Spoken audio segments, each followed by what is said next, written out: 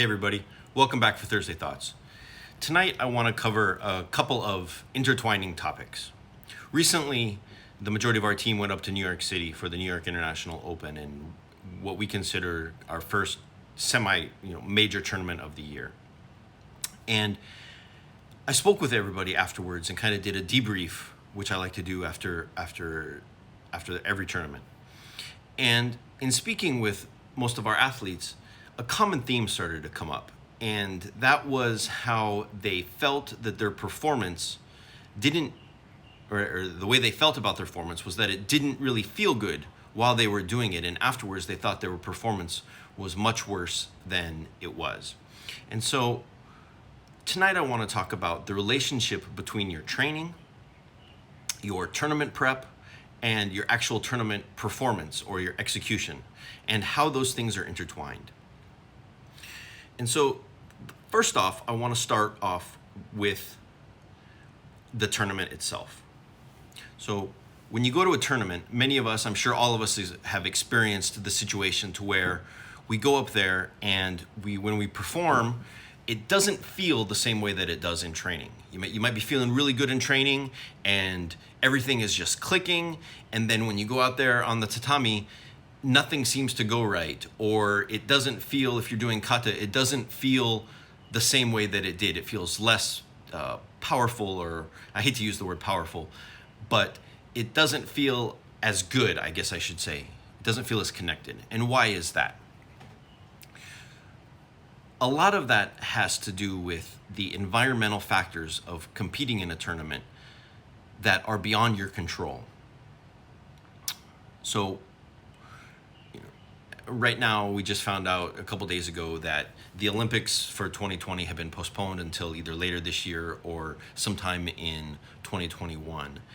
But up until now, up until recently, this situation, some of those international athletes have been competing on a almost monthly basis.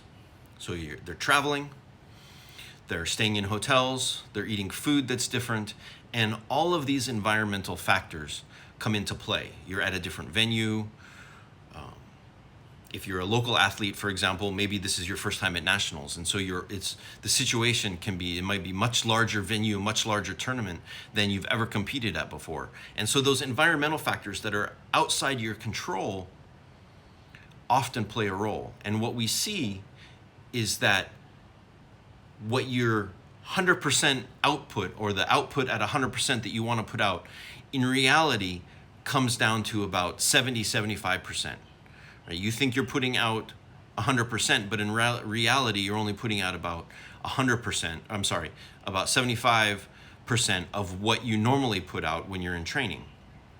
And why is that? Because it's all of those other factors: sleeping or lack of sleep, time, jet lag, different foods, different environment, the venue itself, nerves, and things like that. So to counter that, in training, we need to create a buffer.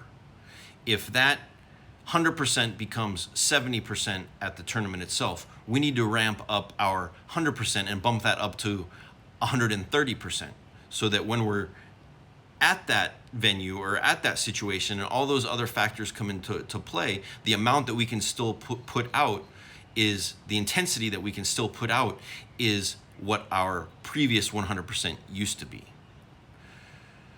So that ties in with our tournament execution. We need to create a situation to where we need to train to the level that when all of those environmental factors come into play, our 130% comes down to the 100% intensity that we want it to be at.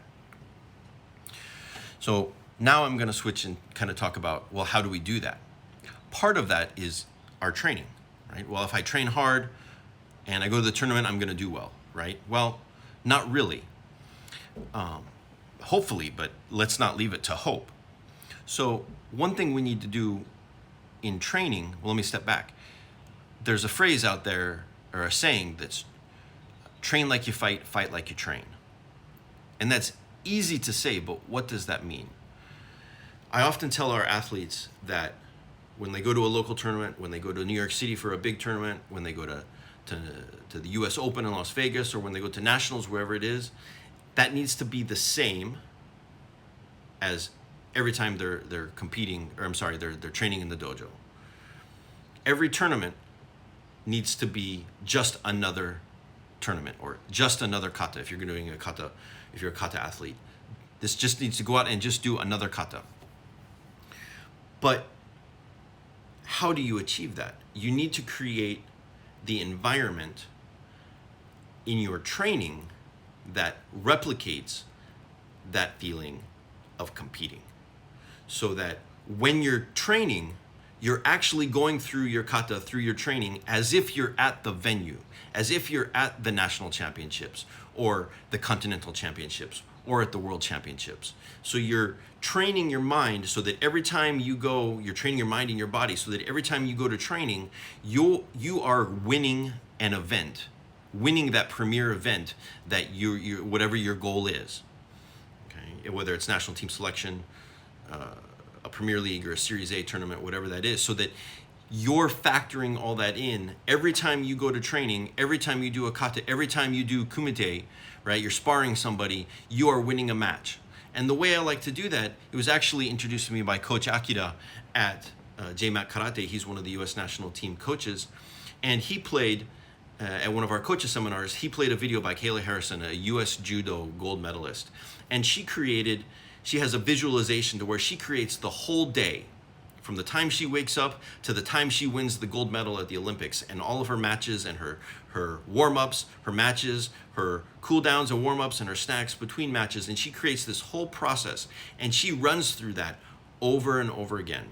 And that's what you need to do, so that every time you go out and you train, you are creating a winning environment, both for your mind and for your body. You go to the dojo and you're just going to do a couple kata, or you're going to work on some specific drills, but you have to approach it that you're at the tournament. You're at this venue. You're at this specific tournament where you're trying to accomplish your goal, and you work through that each time. If you're sparring 3 different people that day, each one of those is well, this time I went against the Brazilian, and he did this or she did that, and so then I move and I scored, and I got the Chudan Mawashigeri, and I got the Ippon for Senshu, and then they countered and they got a Yuko, a Chudan Gyakuzuki, and then I did this, and then I won the match. I went back, I talked to my coach, I drank some water, I ate a banana, stretched out a little bit, and then I went for my second round. In my second round, I went against Uzbekistan, and this person did this, this, and this, and then I did this, and we went up, and then I won, and then I went up, and in the semifinals, I had England, and we went, and this was the outcome of that match, and then I went back, and then the finals are going to be tomorrow because it's a Premier League event, for example. So I went back and I stretched and I did this, and this is how I ate dinner, and then I got a massage, and then in the morning I did training here, and then when I went to my finals, the lights were dark, and they had the spotlight on us as we walked out, and we went up, we bowed, I bowed to the referees, I bowed to my opponent, we fought, I did this, this, and this, and this, the opponent did this, and then I won, and now I'm standing on the podium getting my gold medal. And that's what you should be having going through your mind every time you're in training. You can't approach the training just, well, I'm just going to go to the dojo today and I'm just going to train, and it's just dojo training. Because then we're creating 2 different mental scenarios, 2 different environments in our mind, and they don't match. We want them to overlap, and we want them to match.